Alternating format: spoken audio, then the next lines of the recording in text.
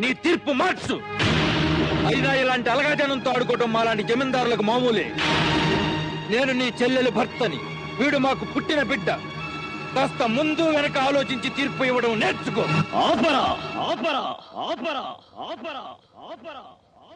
అంతకు మించి ఒక్క మాట ఎక్కువ మాట్లాడితే నీ నాలుక చీరేస్తాను.